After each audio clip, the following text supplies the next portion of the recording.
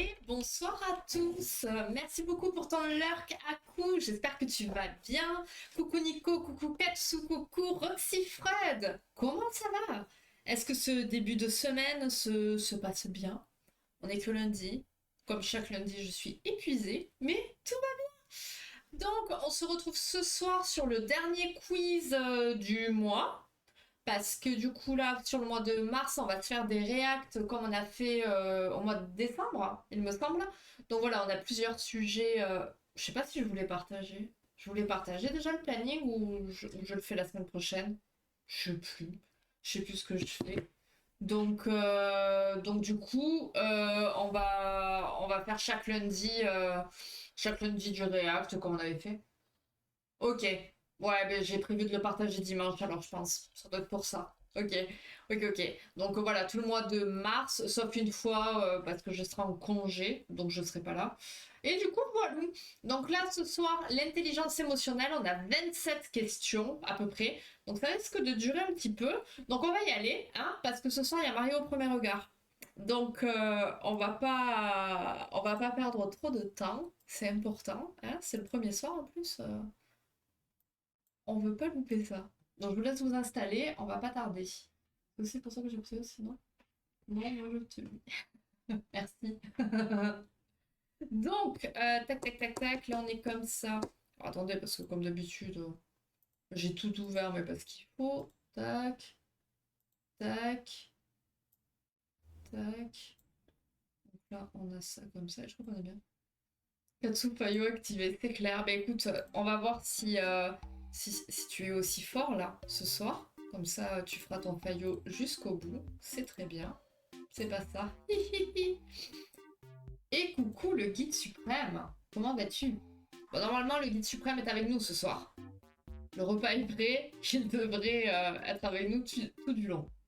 Donc, on va commencer avec deux premières questions. Oh bah tu sais pas. Attends. Attends. Allez, let's go. Je vais beaucoup parler, ça va m'épuiser encore plus.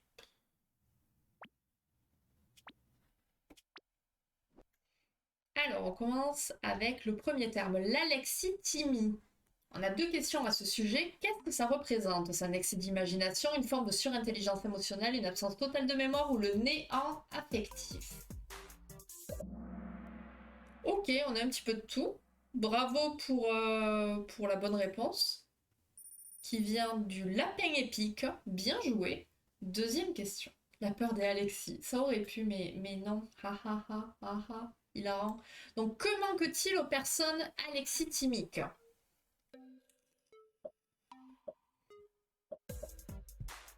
Ok. Alors, il leur manque quoi? La compréhension des métaphores, la mémoire autobiographique, les mots pour traduire leurs sentiments ou la capacité de raisonnement logique. N'oubliez pas qu'on est sur un live sur le thème de l'intelligence émotionnelle. Donc, on parle des émotions. Normalement. Un peu. Ok. Bien joué. Et donc, on en a perdu en route. Donc, bravo à vous. Alors, tac, tac, tac. Je vérifie. Ok. Donc, on n'a pas Angel ce soir, je crois. Alors qu'on fait en plus de l'étymologie. Bon, tant pis, hein. Donc, alexithymie, ça vient du grec ad, qui désigne donc la privation. Lexi, le mot. Et thymos, l'émotion. Donc, ça représente le néant affectif. Donc, les personnes alexithymiques, elles n'ont pas de mots pour traduire leurs sentiments. Donc, les psychanalystes ils se sont interrogés sur ces patients parce qu'ils ne parvenaient pas à les traiter avec leur méthode. Hein. Voilà, on ne va pas revenir sur la méthode psychanalytique. Hein. Vu qu'en plus, ils faisaient état d'aucun sentiment, d'aucun fantasme, d'aucun rêve coloré. Bref, il n'y avait aucune vie affective qui pouvait faire l'objet de discussions. Bon, on se fait un petit peu chier avec les alexithymiques en consultation de psycha, quoi. Ça veut dire ça. Donc, parmi les caractéristiques cliniques propres aux alexithymiques, on va avoir la difficulté de décrire les sentiments, parce que les leurs, ils vont être un peu, ils vont sonner en fait comme ceux des autres. C'est pas, ça leur appartient pas. Ils vont avoir un vocabulaire sentimental qui va être extrêmement limité. Ils vont avoir du mal à distinguer leurs différentes émotions et leur rapport avec des sensations physiques. un alexithymique, par exemple, il va dire qu'il a des palpitations, des étourdissements ou des sueurs, mais il fera jamais le lien avec son état d'angoisse. Voilà. Il va se dire j'ai des palpitations, ouais, je suis un peu trop, mais il fera jamais le lien. Il se dira pas, ah, c'est parce que je suis angoissée. On dit les alexithymiques qui donnent l'impression d'être des extraterrestres égarés dans un monde dominé par les sentiments. C'est assez joli quand même. Et donc, ils pleurent rarement, mais quand ils le font, bah, ça va être à chaudes larmes. Et quand on leur demande mais quelle est la raison de leur chagrin, bah, ils savent pas quoi répondre. Et c'est bien ça bah, le cœur du problème. Hein. C'est pas tant que les alexithymiques ils n'ont pas de sentiments, mais c'est qu'ils sont incapables bah, de connaître précisément leur nature et de les exprimer par des mots. Bah, ça dépend des cas, c'est toujours pareil.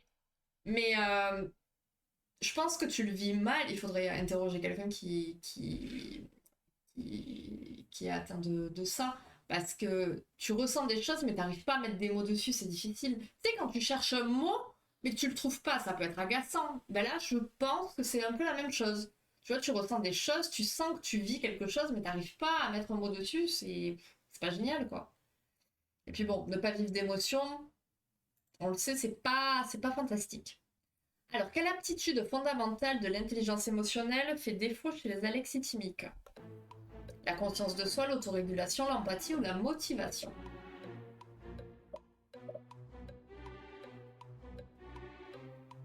Ok. Mais c'est toujours pareil. Hein. Tant qu'on vit, enfin, tant que ce qu'on vit, ça ne fait pas de mal, c'est ok. Tu vois, donc il y a des alexithymiques qui certainement vont très bien comme ça, quoi.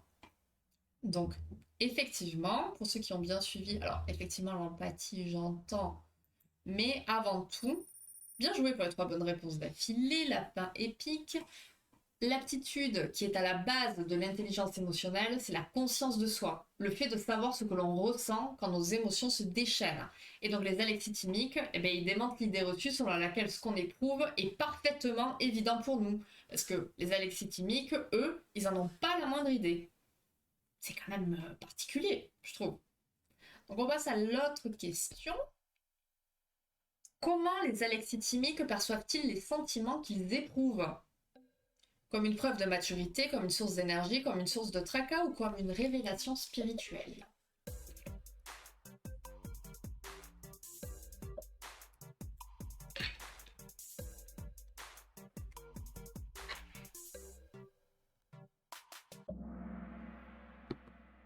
Ok, ok, on a un petit peu de tout.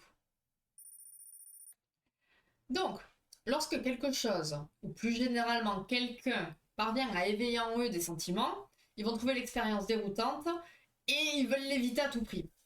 Parce que quand il leur arrive d'éprouver des sentiments, bah, ils vont percevoir ça comme une source de tracas. Spoil par l'image de la question. Ah! Ah! C'est pas bien. Généralement, c'est pas censé trop aider. Ok. Ok. Cette confusion fondamentale à propos de leurs sentiments les amène souvent à se plaindre de maux physiques lorsqu'ils sont affligés, ce qu'on désigne en psychiatrie par le terme somatisé. Ça, on l'a vu, revu et encore vu. Et donc, somatiser, c'est quoi? C'est confondre une douleur affective avec un mal physique. Alors, il y a Steve Neo qui pense qu'il peut s'agir d'une disjonction entre le système limbique et le néocortex, en particulier les centres de la parole, ce qui s'accorde bien avec les théories du cerveau émotionnel. On va passer à une autre notion, plutôt pas mal aussi. L'optimisme, c'est quoi? C'est le fait de toujours minimiser ses réussites, l'illusion d'être invulnérable, le refus de voir la réalité en face ou la conviction que les choses finissent par s'arranger.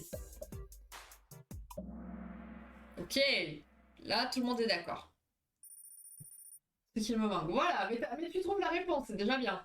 Donc l'optimisme, comme l'espérance, c'est la ferme conviction que, de façon générale, et en dépit des revers et des déconvenus, les choses finissent par s'arranger. Du point de vue de l'intelligence émotionnelle, l'optimisme, c'est un état d'esprit qui empêche les gens de sombrer dans l'apathie, la dépression, et de se laisser envahir par un sentiment d'impuissance dans les périodes difficiles. Comme la confiance dans l'avenir, l'optimisme, c'est payant, tant qu'il reste réaliste, évidemment. Donc, on passe à 2 prochaines questions sur le sujet. Pour l'optimiste, un échec est attribué à la malchance, l'influence des autres, un trait inné et définitif ou quelque chose de modifiable. On est chez l'optimiste. Hein. L'optimiste, qu'est-ce qu'il pense de l'échec?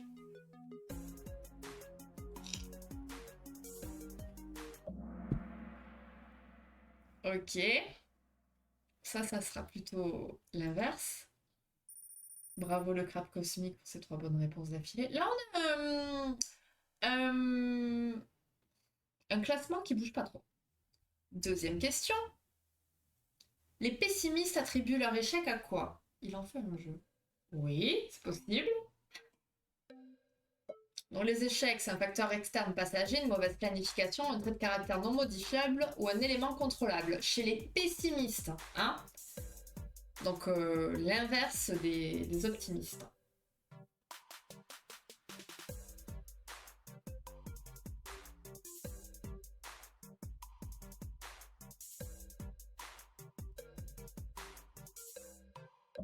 Katsu.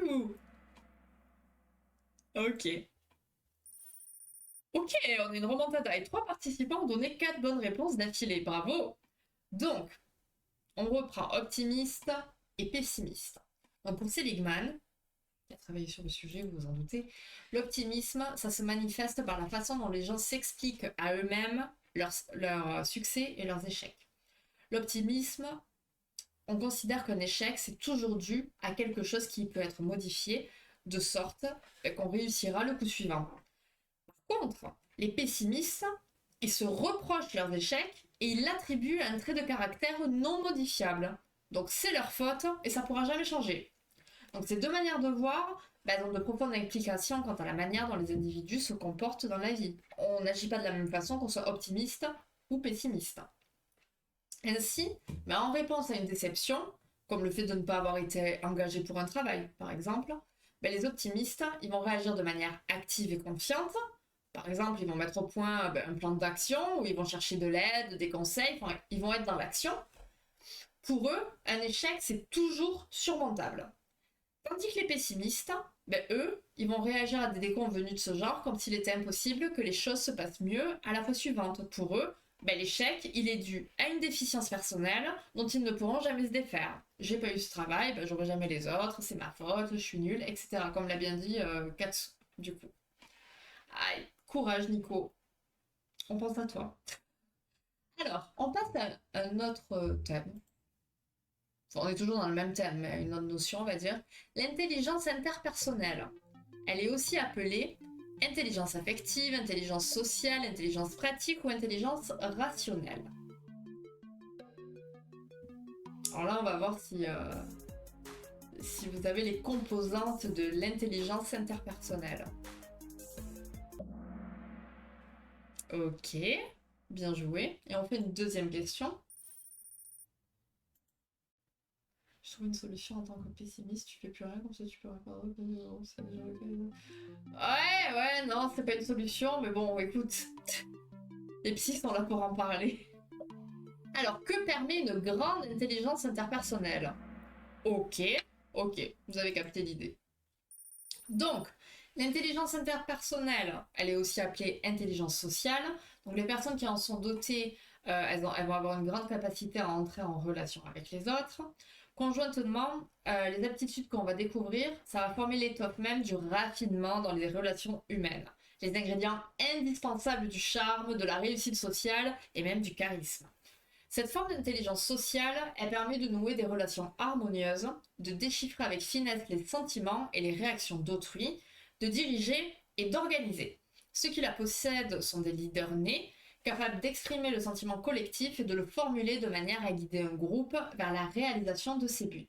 Ce sont des gens avec qui on se plaît car ils sont émotionnellement stimulants. Voilà, c'est genre les qualités que des managers devraient avoir, mais que la majorité des managers n'ont pas.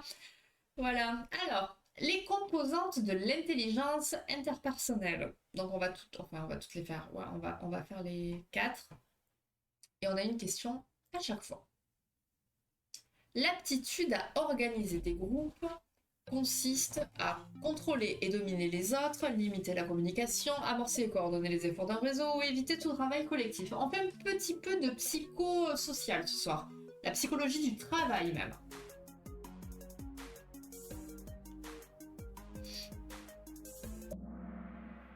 Ok, bien joué.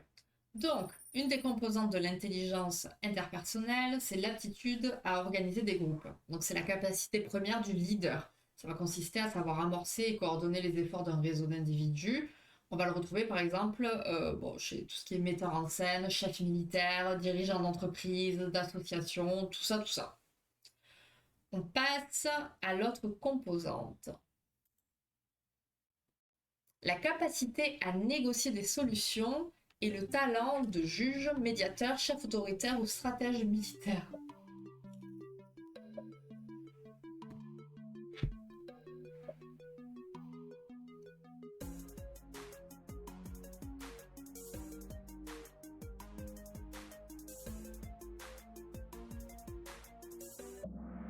Ok, pas mal, pas mal, pas mal.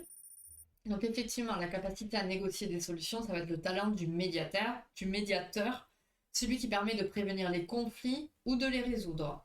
Les personnes qui possèdent cette aptitude, elles vont exceller à négocier des arrangements, à arbitrer les différends. Enfin, c'est vraiment le rôle du médiateur, hein. On les trouve souvent dans les carrières diplomatiques ou juridiques. Elles vont savoir servir d'intermédiaire. Autre capacité. La capacité à établir des relations personnelles implique refus de compromis, isolement volontaire, empathie et communication ou évaluation logique uniquement.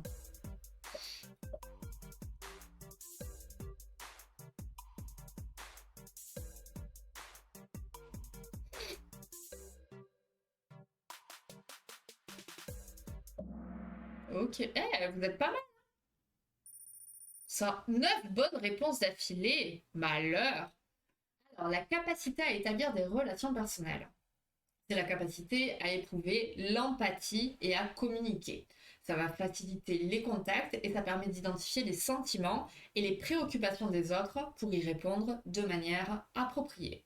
Ceux qui la possèdent sont de bons coéquipiers, des amis sûrs, des époux sur qui on peut compter et des associés sérieux. Ils deviennent d'excellents vendeurs, gestionnaires ou professeurs. Et enfin, la dernière aptitude. La capacité d'analyse sociale consiste à observer uniquement les comportements visibles, évaluer la rentabilité d'une action, prévoir le succès scolaire ou percevoir les sentiments et les motivations des autres. Ok, vous êtes au taquet. On va passer à la thématique du couple après. On va voir si vous êtes aussi bon. 10 bonnes réponses d'affilée, on va voir si ça va se maintenir. Alors, la capacité d'analyse sociale, c'est le fait de savoir percevoir les sentiments, les motivations et les préoccupations des autres. Et cette compréhension, elle permet une plus grande intimité et ça procure un sentiment de sympathie. Dans sa forme supérieure, cette aptitude, elle fait des bons conseillers ou psychothérapeutes et associée à un talent littéraire, les bons romanciers ou auteurs dramatiques. Donc là, on va passer à une notion assez intéressante aussi, et ça va surtout concerner les couples, mais pas que. On peut ajuster ça à toute relation, mais ouais, plus le couple. Première question. Quel terme Gottman utilise-t-il pour désigner les déchaînements émotionnels récurrents dans le couple? Submersion, explosion affective, fusion ou dissociation? Ah là, si vous me faites tous un sans faute, bravo. Bravo, bravo. Je vais vous laisser respirer un petit peu, c'est moi qui vais devoir parler maintenant. Bravo à l'unique personne qui a trouvé, qui nous fait une remontada du coup. Bien joué. Alors, la submersion. C'est Gottman qui va utiliser ce terme pour désigner la prédisposition à des déchaînements émotionnels récurrents au sein du couple. Lorsque les partenaires ils sont sans cesse dans la négativité, l'autre en devient exaspéré, il s'emporte, il se laisse envahir par des sentiments violents et incontrôlables. Le couple, il devient incapable d'entendre sans déformer ou réagir avec lucidité. Donc il va leur être difficile d'organiser leurs pensées, ils vont régresser vers des réactions plutôt primitives. Tout ce qu'ils veulent, c'est en finir, partir ou contre-attaquer. Donc la plupart des couples, ils traversent des crises lors des disputes, c'est normal, c'est ok, ça arrive à tout le monde. Hein. Ça va devenir un problème lorsque l'un des deux partenaires se sent submergé en permanence. Il va avoir l'impression d'être sans cesse soumis aux pressions de l'autre, il va rester en permanence sur ses gardes, dans l'attente d'une injustice ou d'une agression psychologique. Il va devenir hyper vigilant à tout signe d'attaque ou d'insulte et réagir avec excès au moindre de ces signes. Ça peut être un passage des plus dangereux pour le couple. Hein. Un point de non-retour, parce que le partenaire submergé, il pensera constamment le pire de l'autre et il portera un regard négatif sur tout ce qu'il fait. La moindre question donnera lieu à des batailles, les sentiments ils seront toujours heurtés et petit à petit, les problèmes du couple ils seront considérés comme insolubles car la submersion elle va saboter la moindre tentative pour résoudre les conflits. La discussion elle va devenir inutile et chacun tentera d'apaiser leurs sentiments de leur côté. Ça, c'est jamais la bonne idée. Hein. Ils vont vivre isolés l'un de l'autre et ils vont se sentir seuls dans leur relation. Ce qui va amener généralement à une séparation. Bon, c'est pas l'idée. On va éviter d'en arriver là. Alors, comment cette submersion s'illustre dans notre corps et quelles sont les conséquences de nos lacunes en matière d'intelligence émotionnelle? On passe à 2 prochaines questions. J'étais pas loin, ça finit un bobo. Oui, effectivement, tu as pas tort, Katsu. Alors, les personnes avec un seuil élevé de submersion supportent colère et mépris, l'indifférence prolongée, la solitude extrême ou l'obsession jalouse. Quand on a un seuil de submersion élevé, ça veut dire qu'on peut encaisser, on va dire.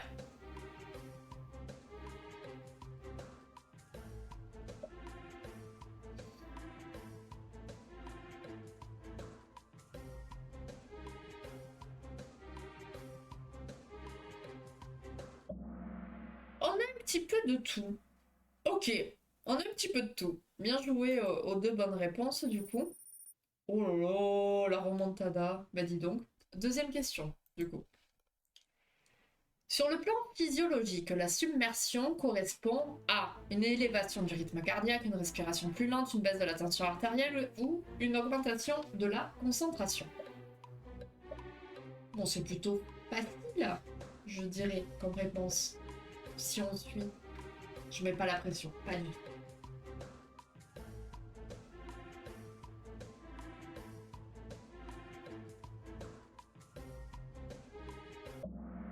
Ok, bien joué. Bien joué, bien joué. Si spoil avec les images, c'est pour aider. C'est pour aider, on sait jamais, tu vois. Puis il y en a qui n'ont pas les images. Hein. Puis qui dit si vous répondez mal, je vous banne. Non, mais non, quand même pas. Mais bon, la question réapparaîtra 10 fois pour le live du 11 septembre, quoi. Alors, certaines personnes ont un seuil de submersion qui est assez élevé. Donc ça veut dire qu'elles supportent facilement la colère et le mépris, alors que d'autres réagissent au quart de tour lorsque leur conjoint émet la moindre critique à leur égard. Sur le plan physiologique, la submersion, ça consiste en une élévation du rythme cardiaque, ça me paraissait un petit peu évident. Donc au repos, celui des femmes, c'est environ 82 battements par minute, et celui des hommes, 72. Donc le rythme, ça va dépendre principalement de la taille de l'individu. Pour la petite info. Elle a le clic gauche sur le ban. Mais non, c'est pas moi, hein. Moi, je suis pas comme ça. Hein. Allez, on poursuit. La submersion commence à partir de une dizaine de battements au-dessus de la normale, une absence de variation cardiaque, une fréquence cardiaque inférieure à 50 BPM ou une augmentation de la température corporelle. C'est précis tout ça. T'as 120 au repos?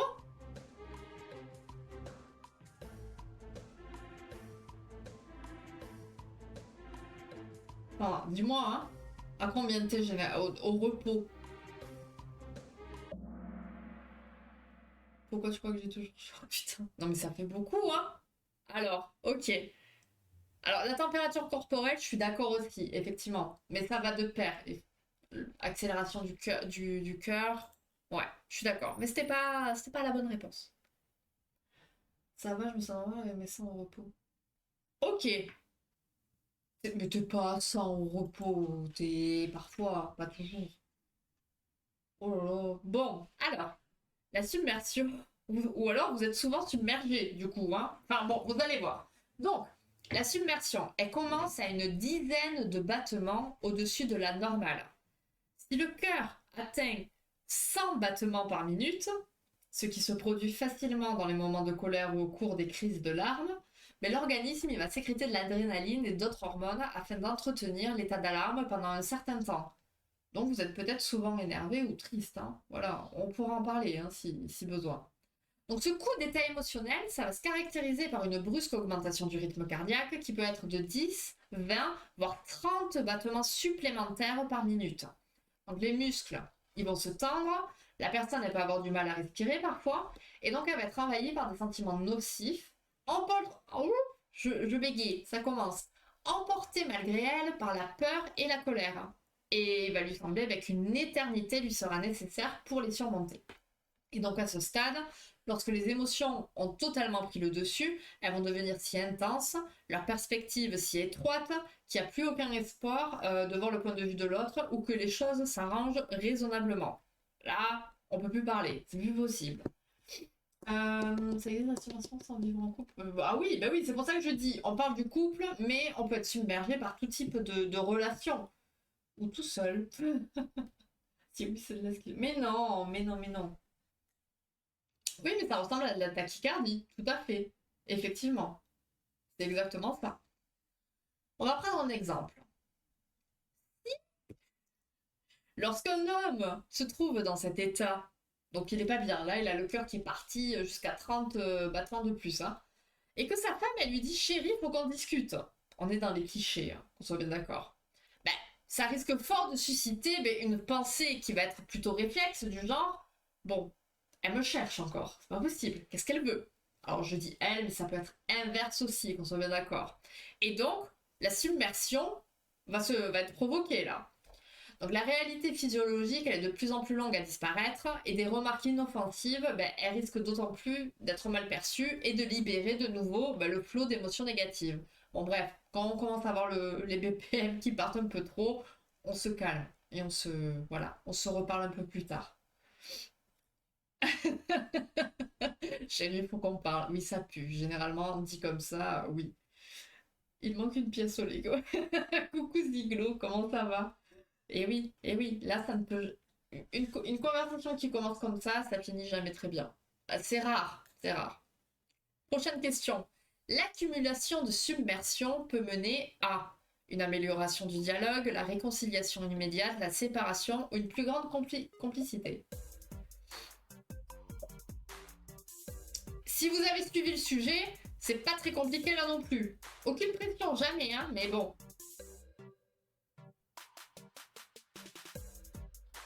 Comment ça va, Ziglo? Bonne journée? Ok. Ah ben non, alors une amélioration du dialogue, certainement pas. Comme on l'a vu, la submersion, ça nous amène vraiment à avoir les idées plus que floues, d'une certaine façon. Il n'y a aucune possibilité de communication comme il faut quand on est dans un état de submersion. Donc, comme on l'a vu, cette accumulation, ça peut amener à la séparation, et c'est bien l'une des conséquences tragiques de nos lacunes en matière d'intelligence émotionnelle. Lorsqu'un couple se laisse enfermer dans le cercle vicieux de la critique et du mépris, vous voyez, ça tombe bien, Ziglo est là et il avait bien suivi le live sur les cavaliers de l'apocalypse. Souvenez-vous, hein, le mépris et la critique, ça fait partie de ces cavaliers, c'est jamais bon. Donc, lorsqu'on se laisse enfermer dans ce cercle vicieux-là, qu'il y a des pensées délétères et des sentiments négatifs, lorsque chacun se tient sur la défensive et se dérobe, on a la dérobade aussi parmi les cavaliers, ça se traduit par une désintégration de la conscience de ses propres émotions, la perte totale de la conscience de ses propres émotions. Oui, j'ai cru que je redisais mon truc, mais non. Ok, je suis en train d'envoyer. La perte totale de la conscience de ses propres émotions, la perte totale de toute maîtrise de soi, de toute empathie et de l'aptitude à apaiser l'autre et soi-même. Bref, la submersion, ça pue. On essaye de pas arriver jusqu'à là. Hein, c'est mieux. Chérie, faut qu'on discute, je t'aime. Ben, c'est beau, mais ça peut faire peur aussi. Tout dépend de la situation. Oh non, pas de Ricard, surtout pas. Si tu tues ton partenaire, le diago... Ouais. Non! Arrête, elle va t'insulter, c'est le Morito Katsuba, le pastis. Ouais. Journée trop chaude, l'hiver me manque déjà. Ah ouais, trop chaud. Moi, j'avoue, j'étais bien, on avait un beau ciel bleu tout à l'heure. Trop bien. Alors, on reste dans le couple. Lorsqu'il y a des disputes, il se peut qu'on soit sur la défensive et que, et que les reproches se transforment en critiques personnelles. Donc là, on part dans des acronymes. Attention, ça c'est pour le plus grand plaisir de Katsu. Non, c'est faux, j'aime beaucoup la blanquette de limon, en plus. Le candy d'Iglo, on a dit.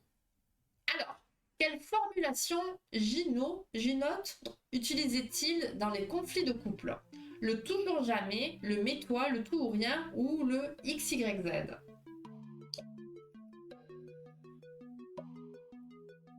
Ah bah oui, c'est clair. Et tu l'as pas oublié, hein. T'inquiète pas que tu risquais pas de partir sans. Ça reste pas chez moi, ça. Ce qui est ultra drôle, c'est que vous m'écoutez pas parce qu'en fait, je me suis grillée sans le vouloir parce que j'ai dit on parle dans les acronymes et il y a personne qui a mis l'acronyme. Donc je sais pas. Je sais pas quoi dire. Hmm. Oui, le candy, le sirop de bonbon. Tu verras. Après du garage, on ira en bord, hein. Tu verras. Tu vas kiffer. Ouais, ça reste pas chez moi, non. Je parle de la bouteille, pas de toi, hein. Alors, Ginote, ou Gino, je sais pas, c'est comme vous préférez. Donc, c'est le père de la communication efficace. Et il disait que XYZ, c'était la meilleure formulation possible lorsqu'un problème était relevé dans le couple.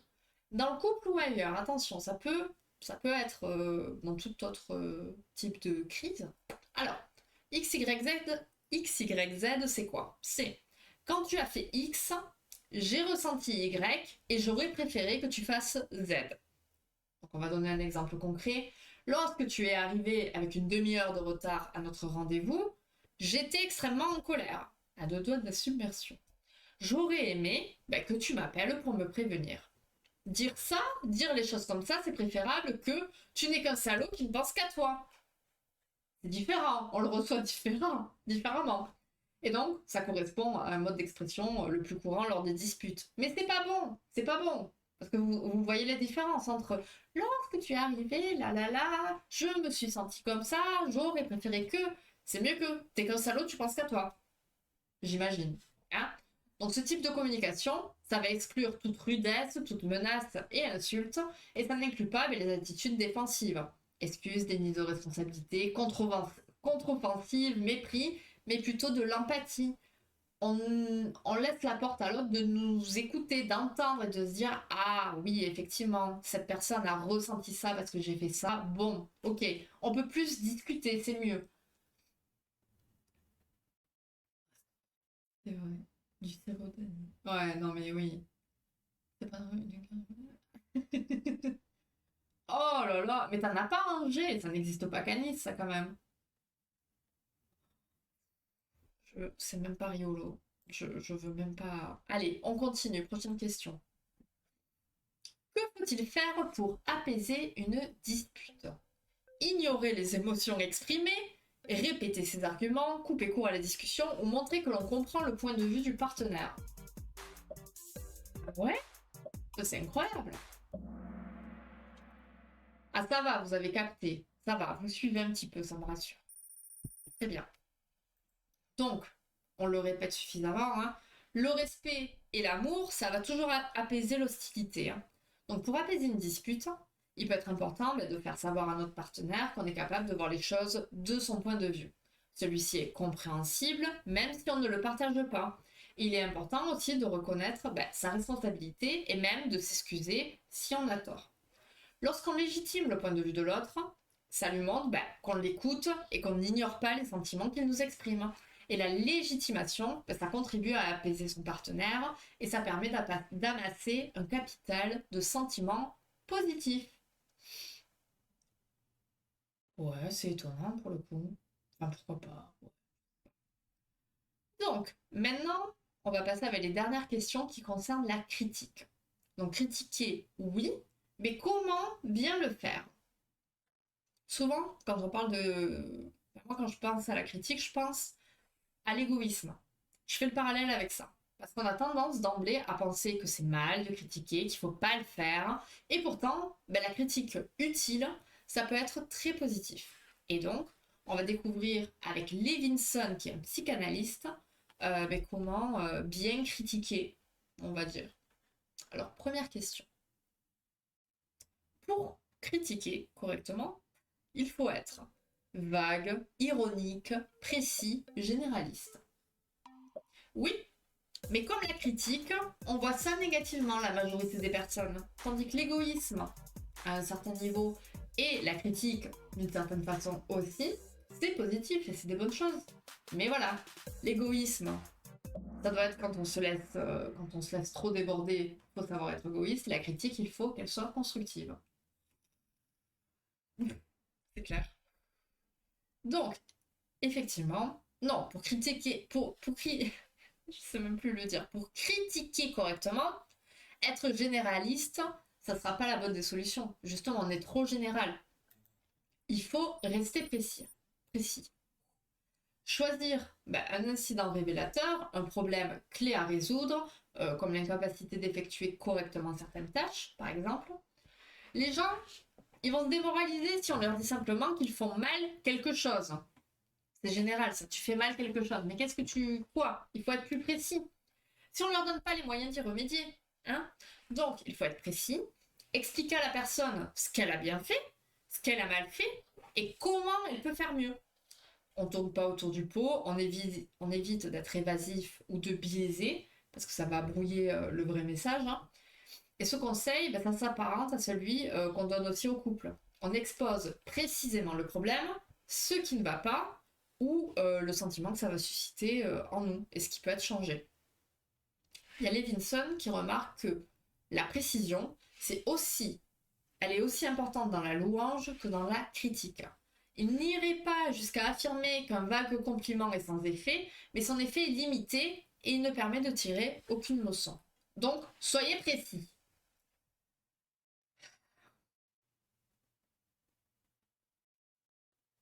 Je vous emmerde. Ça vous va comme ça? Est-ce que c'est assez précis? En enfoiré. Prochaine question. Que faut-il ajouter à une critique constructive? Orziglo, oui, c'est précis, mais non. Non. Quand tu as laissé la lunette des toilettes relevée, je me suis sentie agacée. Donc je préférais ne pas te quitter pour cette raison. Tu vois, X, Y, Z. Oh, laissez-moi tranquille. Donc, on ajoute à une critique constructive une solution. On propose toujours une solution. La critique, comme tout feedback utile, elle doit indiquer un moyen de régler le problème. C'est bien beau de critiquer, mais propose une solution. Faute de quoi, le destinataire il va se sentir frustré, démoralisé et démotivé. La critique, elle doit ouvrir la porte à des possibilités et à des options dont l'individu n'avait pas conscience, ou simplement le sensibiliser à des insuffisances dont il doit s'occuper. Mais elle doit comporter des suggestions sur la façon de régler ses problèmes. C'est bien beau de dire ouais, c'est pas bien. Ok, comment tu ferais mieux? Vas-y, aide-moi, explique-moi. Lis, ne remettre le Voilà, mais vous voyez, vous avez plein d'exemples, ça vous parle ce sujet. Allez, on continue. On a un très joli classement, c'est bien. Quand ma copine de l'époque, j'avais eu droit à une convocation sur le lieu du crime. Ah oui, mais voilà aussi, évidemment, on montre les preuves, on explique. Et comment tu t'es défendu face à ça, du coup? Pour critiquer correctement, il est important d'être distrait, distant, présent, absent émotionnellement. Attention, je veux un sans faute. Hein.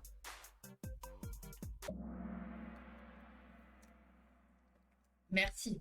Il faut évidemment être présent. La critique, comme la louange, c'est pleinement efficace lorsqu'elle est faite entre quatre yeux. Les personnes qui ont du mal à critiquer ou à complimenter, elles vont avoir tendance à se faciliter la tâche en le faisant à distance, par exemple, par l'intermédiaire d'une note de service. On reste dans le monde du travail. Hein.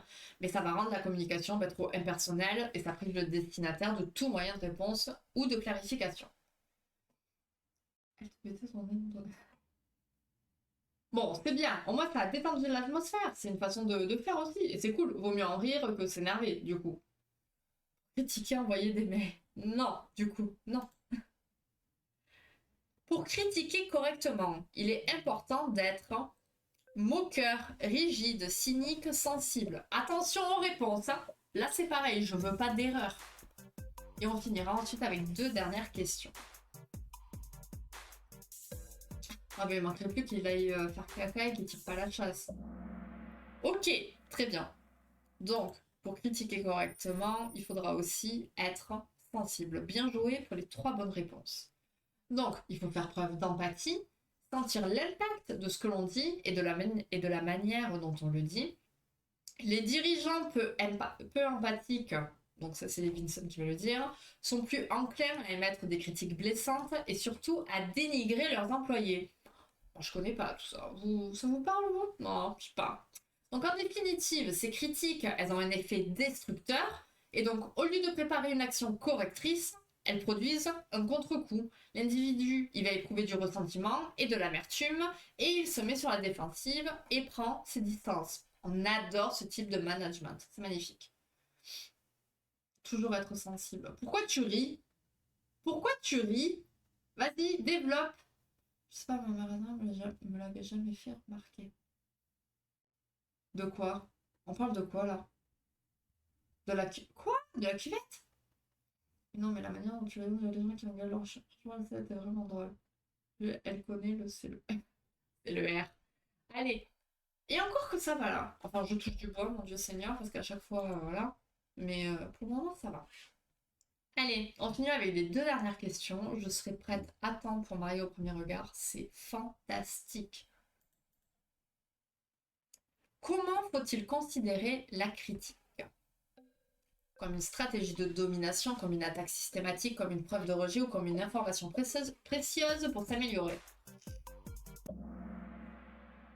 Ok. Même pas que ça pouvait gêner les filles par défaut, je vais toujours de m'asseoir. Ah oui, oui, oui, oui. Ah mais moi c'est pareil. Mais quand je vois que la cuvette elle est dégueulasse, alors c'est pas chez moi, je préfère préciser, attention pour ça, je n'ai clairement pas à me plaindre, mais c'est plutôt au taf. Ça me gave, mais ça me gave.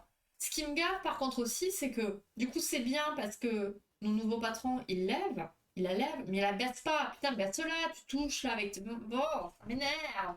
Mais bon, hein, on peut pas tout avoir. On peut pas se plaindre tout le temps pour tout. C'est déjà bien. Oui, non mais ça je suis d'accord, Ziglo. Moi je regarde à la loupe presque. D'ailleurs, et des fois, bon bref. Allez, dernière question, on fera le petit blabla et on verra le podium en dernier. La critique est généralement perçue comme une attaque personnelle, un jeu relationnel, un encouragement ou une preuve d'amour. Ça, je ne parle plus. Oublie par son préféré, il a automatique oublié de faire comment on a besoin. Ah là là, ces hommes, mon Dieu. Bien joué. Vous me finissez avec quand même beaucoup de sans-faute, hein, c'est beau. Donc Levinson, il prodigue aussi des conseils aux destinataires des critiques.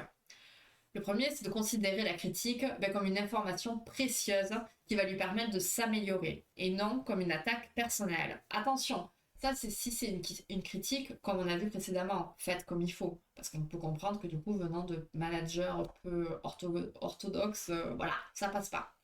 Si c'est une critique bien faite, il faut vraiment le prendre comme un moyen de s'améliorer. L'autre conseil, c'est de veiller à ne pas adopter une attitude défensive et d'assumer ses responsabilités. Ça, j'en connais une autre qui n'assume pas du tout sa responsabilité. Mais bon, on ne citera personne encore une fois. Hein. Donc si l'expression est trop éprouvante, il vaut mieux demander le report de la discussion, le temps de digérer les remarques et de se calmer un peu. Enfin, il conseille de voir dans la critique l'opportunité de travailler ensemble à la résolution du problème. Donc tous ces conseils qui sont plutôt sages, vont faire l'écho aux suggestions données au couple pour exprimer et accepter les doléances sans nuire irréversiblement à leur relation. Ce qui est vrai pour la vie conjugale vaut pour la vie professionnelle et vaut aussi pour la vie personnelle. Donc, on check ce petit podium. Donc, en 3e position, oh, bah t'as baissé, dis donc. On a le crabe cosmique suivi du lapin épique. Et en première position, nous avons l'alpaga frénétique, me dis donc, bravo. Suivi du faucon et du crabe. Bien joué à vous. Non, c'était pas mal. Gros quiz, mais ça va. Vous avez été très fort, franchement. Alors, ben, heureusement que tu précises à deux doigts de me prendre une balle perdue. Mais non, vraiment, mais oui, je suis sympa quand même. Les gouttes du kit trouvent à la loupe. Mais non, pas lui. Je comprends, je m'assois aussi. Bah ouais. Moi, j'ai une règle code, peut-être, je le remets comme c'était avant que j'arrive. Oui, c'est pas bête. Le V. On a le R, on a le V. Non, mais je pensais même pas. Je pensais même pas. Attends, je regarde juste. Ouais, non, c'est bon. Non, je pensais au J. Au J. L'autre J. C'est moi qui nettoie la maison. Attends, tu veux dire quoi? Moi, je fais pas de gouttes. Qu'est-ce que c'est ça? Non, mais le live lunaire encore. J'ose espérer que t'es pas en train de dire ça, parce que là, ça va pas le faire. Hein. Ça accuse le chat pour le pelot sur la lune. Elle préfère chier dans les deux. Ah putain, ça va que tu parles du chat. Hein. Oh là là, la victoire, mais bien joué. Tu fais la cuisine, tu fais le ménage. Attends, mais elle fait quoi en fait, Julie? La compta, l'administratif et la pâtisserie. Ah, merci. La compta, l'administratif. Ouais. Je fais les machines aussi, s'il te plaît. Et je plie le linge. Et je suis là. Je suis présente. C'est déjà bien. Ah, le J, c'est le S. Ouais, mais non, non, non. Le J, c'est le S, c'est moi. De base. Mais c'est l'autre J. Et le linge aussi. Oui, s'il te plaît. S'il te plaît. Non, non, mais j'ai trouvé une parle rare, hein, je vous le dis, ça c'est sûr. Oui, oui, mais vu qu'il répond à la réponse qui parlait du chat, c'est comme ça que je me suis rassurée, parce que je me suis dit, attends, il est pas en train de dire que je suis en train de chier dans la douche, là, quand même. Il n'oserait pas. Non, non, il n'oserait pas. Non, non. Ça va, on n'en est pas là. Le jour où je fais ça, c'est que vraiment, il y a un problème. Un gros problème, même. Ça craint. Bon, ben voilà. C'était le dernier quiz du mois. Bravo. Franchement, vous avez été fort. Là, il va falloir que j'en avance. Hein. J'en avance pas mal. Je vais essayer. Je dis ça à chaque fois et finalement, je j'avance pas du tout. Mais on va voir. On va voir. Avec les quelques jours que j'aurai de congé à la maison, peut-être que je vais faire ça. Si ça ne m'accapare pas. À partir de là aussi, on se remet. Mais grave, mais grave, mais grave. Je suis entièrement d'accord. Je suis d'accord. Pauvre Sam, pauvre Sam. Les anecdotes d'hôtel où les mecs ont trouvé des gens, c'est pour que j'en ai qui sont genre. Arrête! Mais et d'où tu sors des anecdotes d'hôtel pareil? Hein. Bah déjà, il suffit de regarder Joyka quand il va dans ses hôtels en étoile là, avec la lumière et tout. Ça me dégoûte, putain, c'est horrible. Ça m'est un homme déconstruit. Non mais c'est clair. Il faut le reconstruire un peu. J'ai les rêves de Katsu. T'as toujours les rêves de Katsu. Des gens que je connaissais qui faisaient ce travail. Oh là là! De chier dans les rideaux ou de nettoyer après ceux qui chient dans les rideaux. Elle aime les hommes comme les Lego. Oh, déconstruit. Mais je suis là pour les construire. Hein. Non, mais il est construit. Bon, il lui manque quelques cases, quelques Lego, mais c'est pour ça qu'on l'aime. Il n'y a pas de souci. Bref, bon, faut que j'y aille. Il y a Mario au premier regard. Oh, bah, t'as été très fort quand même, hein, Nico. Attends, il y a eu beaucoup de tout juste, hein, donc t'en fais partie. Hein. Je suis pas déconstruit, j'équilibre la balance conjugale. Lui, il veut manger. Bon, de toute manière, il a fini premier, donc il ne peut que manger. Mais bravo, bravo. Sinon, j'ai aussi des anecdotes sur les pompes funèbres. Je connais des balances, chercher quoi chez les gens. On en parlera pour un prochain live dans le thème, hein, si tu veux. Elle aime les ça c'est Sig. Ah, d'accord. Elle m'a pas ressorti de Lego. Par contre, elle est bizarre. Elle me sort les livres de la bibliothèque. C'est bizarre. Je sais pas ce qui lui arrive. Je sais pas ce qu'elle a vu dans la bibliothèque. Mais elle me sort les livres. J'ai jamais vu ça. Par contre, elle a gratté la plante là, il y a pas trop. Ça me plaît pas trop. Mais bon. Je pense que je préfère nettoyer les cheveux que regarder. Oh là là! Mais nous, on est là pour bitcher, on se régale. On rigole. En plus, la moitié sont de la Côte d'Azur. Laisse tomber. On parle pas de balance. Pourquoi? Pourquoi de balance? Pourquoi on parle pas de balance? Je l'ai pas. Pourquoi je l'ai pas? De quoi vous parlez? La balance de qui? Ah ouais, mais laisse tomber le nombre de cagoles, effectivement, hein. Et encore que, non, pas que. C'est pas autant que l'île de la Tentation. L'île de la Tentation, attention, c'est quelque chose. Mais Mario au premier regard, ça va. T'en as que tu sens que c'est à peu près sincère. Balance pour se peser. Pourquoi on pourrait pas en parler? On peut en parler, non, de tout. Donc d'ailleurs, prochain live React, ça sera sur les troubles alimentaires. On va reparler du trouble Pika, dont on a parlé lors du dernier React, justement. Et on va parler d'autres troubles. Je ne sais pas lesquels, je n'ai pas regardé les vidéos, hein. Je découvre avec vous. Et se peser ER, si tu vas par là, hein, Ziglo. On corrige jusqu'au bout. Hein. Bon allez les amis, je vous fais des bisous. Et le stream dicté. Il faudrait. Mais il faudrait être sûr que tout le monde soit là aussi.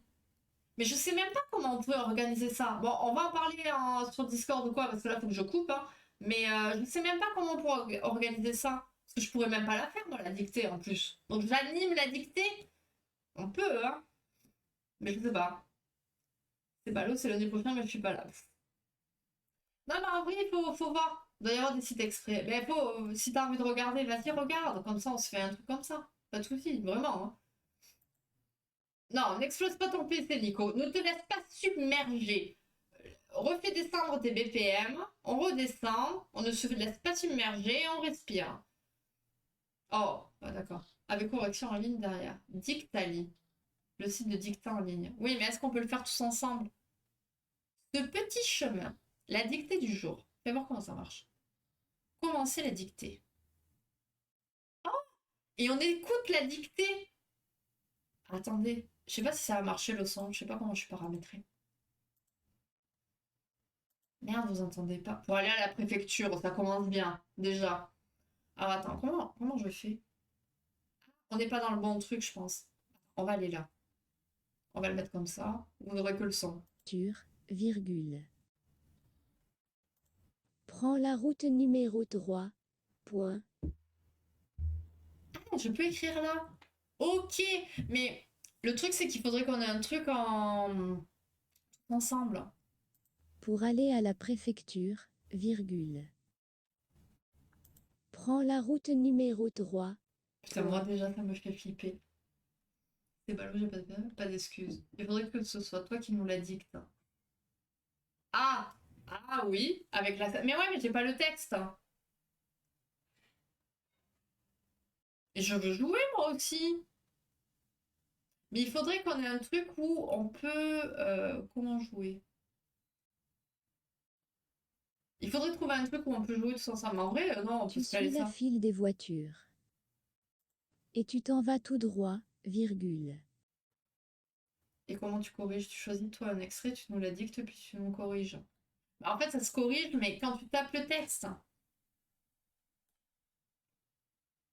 Mais il faudrait un truc où on peut voir ce que chacun écrit. Enfin, où tu vois, faire un truc où chacun joue en même temps. Et voilà quoi. Tout droit. Point de suspension.